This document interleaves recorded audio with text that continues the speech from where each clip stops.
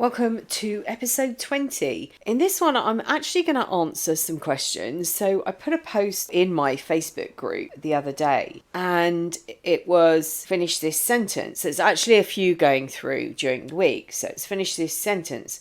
This question is, I find it hard too. And then I got a lot of really interesting statements to finish off that sentence. So I thought I'd share some of them with you and also my replies to them. I thought it would be a really interesting share on the podcast today. Welcome to the MINDFUCKERY Podcast. I'm your host, Elizabeth, author of Finding Lily and the A to Z of emotional abuse. I'm here to remind you that love should be unconditional. Divorcing emotionally is life-changing and that you have a duty of care to yourself. Each week I will discuss some of the terms you may hear along this journey, and I will help you understand and process what's happening. I will help you find the best habits as you start to take back the control of your own life and learn the tools to heal on a deeper level, becoming the best version of yourself. So as I said, in my Facebook group, The Divorce Sanctuary, I put a series of posts that are going out during the week. Sundays was, I find it really hard too, and it's a finish the sentence. So what would your finish the sentence be? What would your statement be? What I'm going to do is, obviously these are going to be anonymous. I might class them as ABC. So I'll read out the statement and then I will reply to each one. So for the first one, the statement is, I find it hard, and it's to keep going each day. And how do you do that? You've gone through something that's so traumatic and you didn't know what was going on. It's usually coming out of these relationships that it's afterwards that you discover all these terms and you discover what's been going on. And then to get up every day. I just remember personally waking up in the morning thinking, oh God, I'm still here, I'm still alive. Finding that purpose to get up in the morning is really hard. Finding the purpose to keep going when your mind is ruminating, you're lost in rumination, going over everything, especially when you come out initially of the relationships when there are so many questions. And this might be my answer to a lot of the statements as I read down the page, but 3 key things are to ground, to breathe, and to have honest conversations with yourself. So grounding is, I'll put some links actually in the notes to this. Grounding, maybe seeing the roots coming out of your feet and going into the center of the earth or down into the earth, and then seeing like a cord coming out the top of your head, and you could either go to the sun or the moon or the center of the universe, and grounding yourself, staying out of your head and in your body. Another one is breathing. The best one for this is box breathing. So you breathe in and count. So my favorite number is 6. So I would breathe in for 6. You hold your breath for the same number. So for 6, and you breathe out for 6, and you then hold for 6. Box breathing is brilliant with the counting because you're using a different part of your brain to count. So not only are you breathing and calming down your nervous system, you're actually also stopping the thoughts and thinking about the counting and concentrating on the counting. It's a bit of mindfulness. So you're transferring your thought from rumination or coming out of rumination into this counting process. And the other one is honest conversations. Now, I've got a course called It Stops Here, It Stops Now, and it's based on what I needed to know, what I needed. Some of the techniques in there, I do grounding, breathing, and teach you how to have honest conversations. What else is in there?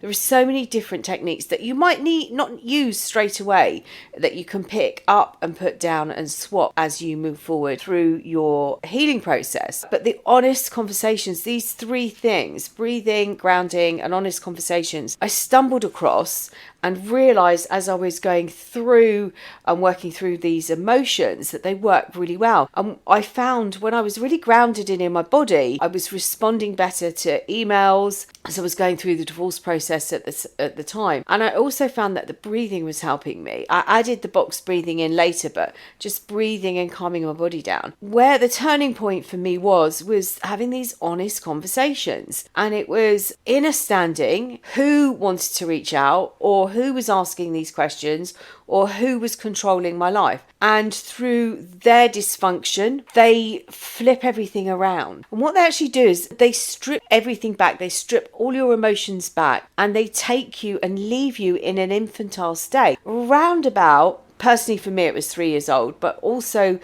3 is probably the age where we start to remember, have a memory recall. It might be that you are younger. For me, it was about 3 years old. What's actually happening is you have got a child running your life. They're running your bank account. They're running everything. They're running your emotions. They're running your physical, emotional, mental spheres, bodies, and your spirituality. So everything is run by a very small child, and you wouldn't really send them out to do a full-time job. I know years ago they were sent up chimneys to clean, but if you think about it now, you wouldn't do that. You wouldn't send a young child off to look after an adult's life. So this is why it's so important to have these conversations, because what you can do, and you can use this process in doing, is reparenting. It's about talking to yourself, your inner child, and seeing who wants to reach out and contact the abuser. You know that it's abuse, but it's the programming that took place. And this is about undoing all that programming and resetting. And possibly, if you've experienced any form of abuse as a child, you can, emotional abuse as a child, or any form of abuse, you can do some reparenting. And that's what I do with my sessions. We talk to the child and work with that process and give them what they needed and what they needed to hear, and what they needed to be told, and what support they needed. So we're able to put all that in place. It's really powerful stuff. So how do you keep going every day? By doing these 3 simple techniques, it makes it easier. Day by day, it makes it easier. And you can use the rumination as a landmark. That's more or less how I discovered this was working for me. I realised when I was grounded, I could come out of rumination within minutes rather than hours, days or weeks. Because initially I could be in rumination for about a week. And then I realised they were getting shorter and shorter, and it was the grounding and the breathing. The key, the last bit of the puzzle for me personally, was the honest conversations. Who is it? What do I want? Who is wanting attention? What is it that I really, really want? It is hard to keep going every day. If you build in some routines which are crucial, and build into your routines the grounding and the breathing, and it will really help you change the chemistry within your body. Oh my gosh, there are so many good questions.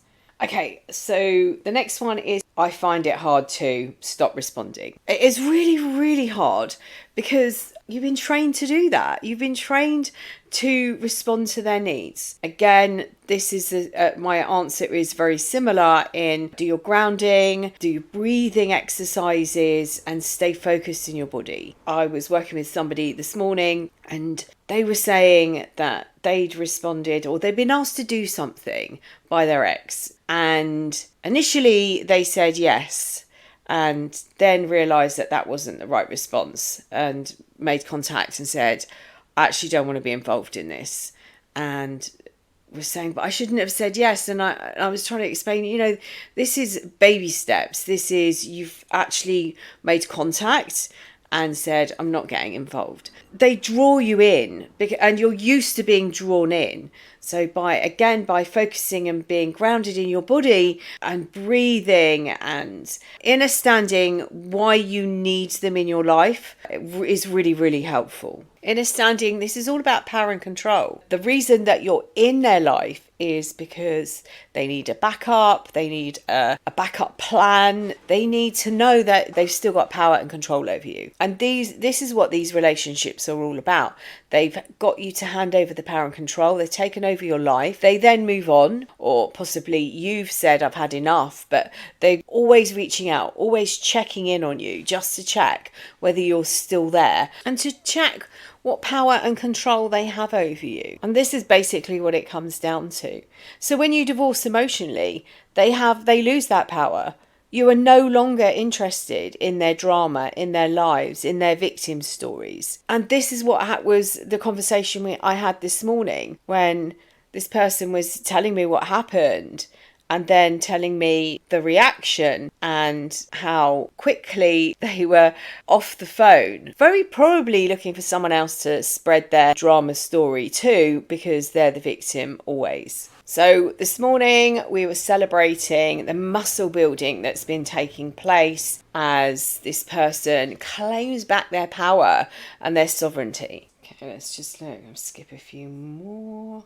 There's some about children and, communicating with children without talking about the emotional abuse that goes on. And these are adult children who's hiding assets. It's really difficult, this one, because we don't want to get the children involved because that's not fair. Okay, let's just cut it down to communicate with children without bringing up issues caused by. Again, this is all down to emotionally divorcing, because when you emotionally divorce, you don't actually care about what's happening in their life because of the trauma that happens in these types of relationships. You get all consumed. You've been programmed to believe that you're the only person that's ever understood them, that you're soulmates, that you're meant to be together. So it's hard sometimes to break away from that scenario. Best thing that's ever happened to them, the only one that's ever understood them, and then they walk away. How does that work? Your brain goes into overload and this cognitive dissonance steps in, and it's like a child with a shape sorter and trying to get the shapes into the wrong holes. And this is what happens in our brains. We've got this information which might be a square shape and we're trying to get it into a circle or a triangle. And it's because of the information doesn't add up. The manipulation that took place convinces you that you're the only person that's ever understood them, but they're also manipulating you. They're telling you they love you, but they're also abusing you.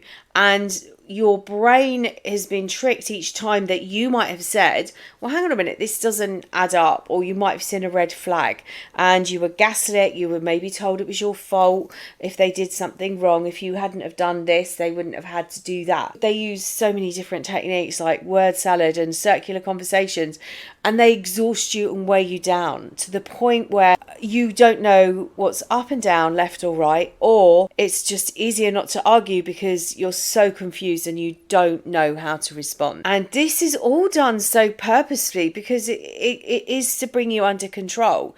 It is to take the power over your life. When somebody steps in as caretaker or caregiver, you turn to them because you see them as a person you can trust. But how does that work when the person that you trust is actually abusing you? And these relationships have usually come from, you've experienced something very similar in your childhood. If you hadn't, you would have seen this as abuse. These relationships are familiar. So it might be that you had a controlling parent, or you were in a controlling environment. To keep the lines of communication open with children, find a safe community to talk in, that you can discuss this information, that you can share the pain that you're going through, and keep the relationship with your children completely separate and away from any abuse that took place or accusations, because it's so difficult. It depends which side of the fence they sit on, particularly if they've taken the side of the abuser. Again, children are raised in this environment, very similar. If you've ended up in this relationship, you see this as normal behaviour. I remember being quite shocked when somebody said that to me. I can't believe you don't see this as abuse. And it was a bit of a wake up. I started to look, and then I realised, people don't see this abuse because it is familiar. The relationship that you want to foster now with your children is going to be completely different. So it's about being really thoughtful about what you want and creating a really safe space and setting really firm boundaries, because they might be in a position that they behave in the same way or say things to you in a very similar way that you've been spoken to, and it might trigger you. So it's about setting boundaries and creating a safe environment. Don't use them to spy, even though they might be doing it to you, but don't reciprocate. Don't use them to, find out what your ex is doing, who they're dating, what's going on in their life, how much money they've got, whatever it is. Don't do that. Go inward and heal your wounds and divorce emotionally from the abuser and create a safe container. And if something comes up that is about their other parent, and it's, as I said, it's really hard, particularly if they've sided with that parent. My take on this, when you've got the flying monkeys and children that side, they have been conditioned in a very, very similar way to the way that you were conditioned. Everyone has a level of supply. that they are giving to the abuser. And some are really powerful and really strong forms of supply. So that might be their romantic partners, the very close relationships. And then as they go out, children are usually really low on the spectrum of supply, and I don't think it really matters what age they are. They're usually not particularly good forms of supply. It's as if they've been put in that box that isn't particularly great. They might be fighting to keep their place because they live in fear of losing something, because they've been trained that the abuser is special, and the power and the control that the abuser has over them is in a similar way. It's the same as they had over you. So again, it's a similar dynamic with this power and control and this fear of leaving or losing them. And you might be able to think back to scenarios where you've been triangulated, or you've been in the cycle of abuse, the idealization, devaluation, discard. They do it to every relationship, or they threaten that discard, and people get more and more fixated on their relationship and staying within that inner circle. I talk about chessboards a lot because they actually describe the different layers that the abuser has. So you've got the king and queen, which will be the primary form of supply. Whether they're male or female abusers, they will always be the king, the highest role. And the next person down, whether it's male or female, will always be the queen. And then you've got bishops, and you've got knights, and you've got pawns, and you've got castles, and I can't think what the other ones are. They've got different values. They can all do different things. They can go in different areas. They can move in different directions. So they have different roles within the abuser's life, but they won't be as important as the queen. As again, the queen can be a male or female role. It doesn't matter who's in there. The pawns or the other chess pieces are all trying to stay on that board. They don't want to be knocked off. They don't want to be knocked out of the game. They try their hardest to stay in the position and the role that they've been given.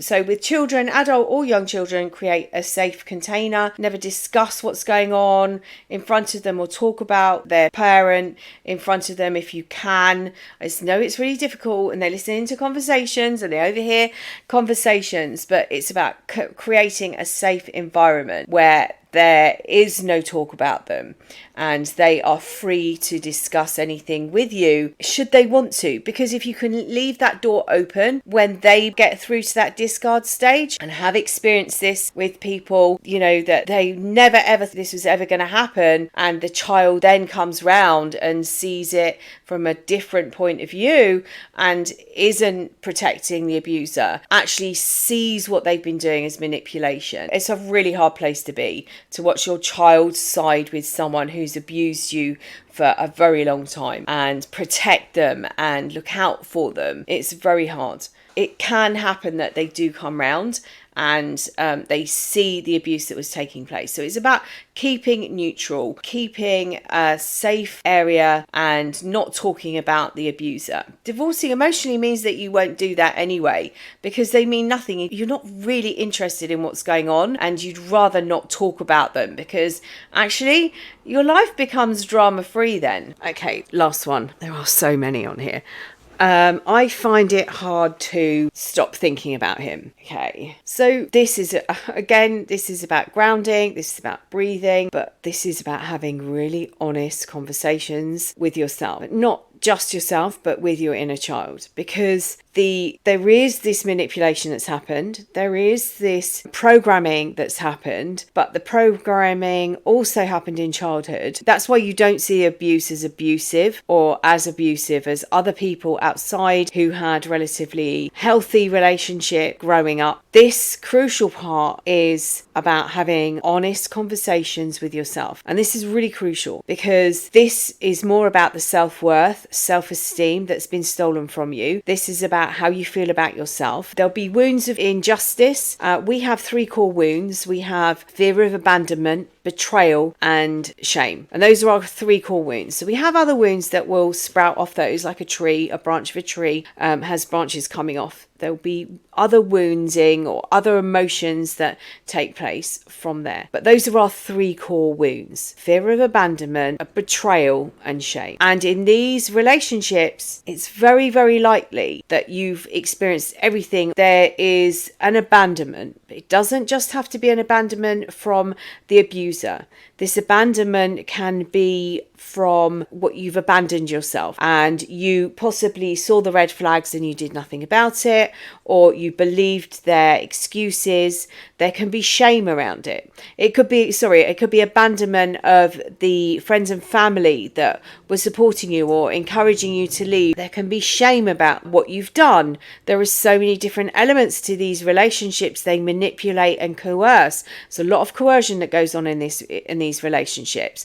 You believe that there's something wrong with you if you don't do something or behave in a certain way, wear something. It can be around sex. There is so much coercion, financial coercion, and so there can be shame around that. There can be betrayal. You've been betrayed, but you might have betrayed yourself. You might have betrayed other people in your life as well. And so these emotions are going on, and this is sometimes why it is so very hard to let go and stop thinking about them. Because it feels so much safer to be in that relationship than it does to be out of that relationship. This is about being really honest about these emotions, having these really honest conversations. You don't have to have that conversation with anybody else but yourself. And that is a powerful conversation on its own. Taking responsibility and talking to yourself and asking where this emotion comes from. Why are you constantly thinking?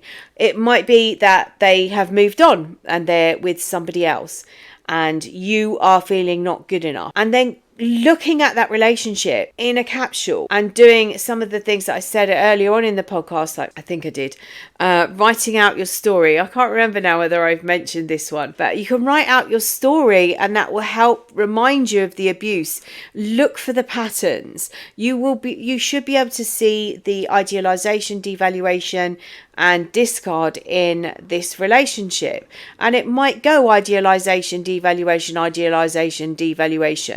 You might see triangulation. You might see the gaslighting that went on. So by writing it out and staying in your body, you're able to identify it as abusive. This is about working on your self-esteem. This is about having these honest conversations. I promise you that some of these emotions are actually from childhood, and you thought that this person who's walked into your life and you've had a relationship with was coming in. They've shown you a completely different side. They might have acknowledged you or seen you in a way that nobody else has seen you before, and then they go and do what everyone else has done and abandon you, or they betray you, or they create shame in your life. And those 3, there might be other ones that come off it, but they will come off those 3. Because you've got to remember there's guilt as well, and guilt and shame are like twins. So there's all of these emotions going on, and by having these really honest conversations, so when you're thinking about this abuser, what are you thinking? Are you wanting them to come and rescue you? Have they rescued you before? You've also got to remember that when you go around this cycle of abuse, one, you're being trauma bonded, but you're also being told that you get to this point of discard, and then they whiz you back round to idealization, and they take you through those stages again. Now, the idealization changes, the difference of time between each stage changes, and that's deliberate so that you don't understand what's going on. It's this intermittent reinforcement that happens, and the goalposts are changed. So you did something before and you got rewarded. You do that again and you don't get rewarded. It's a bit longer, or you have to do something more for that reward, for that release of oxytocin, that bonding hormone. It's important to remember you might have got stuck, like a record gets stuck in a groove, and you're waiting for them to come back. They've always come back. And this time they haven't. So this is the final discard. So this is about getting the needle out of the groove and retraining yourself. They're not coming back this time. If they do, it's about power. So come into your body, breathe, ground, and these honest conversations with yourself. Who needs the attention? Why do you need attention? I said, these conversations are between you and you, nobody else. That's all you need to have is an honest conversation. And it starts to sever the ties of the trauma bond, because you start to let go. You start to empower yourself, and you're building up your self-esteem because you're being really honest with yourself. Honesty is going to help you so much on your healing journey. There are so many amazing responses to this post. So let me have a quick scan through. I'll just leave you with some without answering. Stop thinking about him. I find it hard to trust or love anyone after being in a relationship with an abusive partner. To see my children upset by the actions of their parent. I find it hard to be lonely, to move forward, to take the next steps, to adjust and find center, to stop the internal conversations. I'm just going to do this one because, again, this is more questions than answers coming out of these relationships. Again, this is about coming out of your head. Your head has been taught, your brain has been taught a pattern. It's been taught an internal dialogue. It's been told that things you thought were true weren't true. The things that you thought weren't true were true. It's been confused, and you don't know what's going on. Coming out of these relationships, you have more questions than you have answers, and those questions are if only and maybe. And you go back over and you might replay scenarios. They might come back, these flashbacks of what happened, and you might think, oh my gosh, if only I'd said this. Maybe if I'd done, or it might be maybe if I hadn't said this, maybe if I hadn't done this. You were always going to be at this place. You're always going to be there, whether it's 3 months' time, 3 years' time. You're always going to be in this place of discard. And you can change it in your head and try and rejig it so that they're there. And if you say something or you reach out and say, I promise, what you're doing is you're breaking down your boundaries. Emotional abusers love a boundary. To them, it's an invitation to have more power and control. And I promise you, coming out of these relationships, you will want to give them anything, because as I said with the last statement, you feel so much safer in the relationship. But it's absolutely true. It feels so much safer in that environment because you understand it on some level. Out of this relationship, you've been told you can't live on your own, you're worthless, your self-esteem has been stripped back. And as I said right at the beginning, during the relationship, you have been taken back and put in an infantile state. So this is now about being in your body and about coming out of your head and stopping those conversations in their tracks by using the box breathing. Is a brilliant one for doing this. So you're breathing in and counting, you're holding your breath and counting, breathing out and counting, and holding and counting, and just repeating. You're calming down the nervous system, you're calming down, you're breathing, you're changing the chemicals within your body, but the counting is a different part of your brain, and you need to access a different part of your brain to count. Now, there are situations where it might not work, particularly if you've experienced a lot of trauma in childhood and you disassociate, but it should, in general terms, help you with that. It's really, really powerful and really positive. But ground, breathe, honest conversations. And that is my recipe for coming out of these relationships on a very basic term. Those 3 ingredients. I'm trying to think of a recipe that would need 3 ingredients. Would it be something like an omelette or something? Not that I eat eggs, but I'm trying to think of something that has 3 ingredients. Anyway, these are the 3 elements to the very start of your healing journey. If you want to go further, you can. Pulling out these wounds and healing these wounds, to me, is the way forward. It's the work that I do, and I've been doing it for a very long time.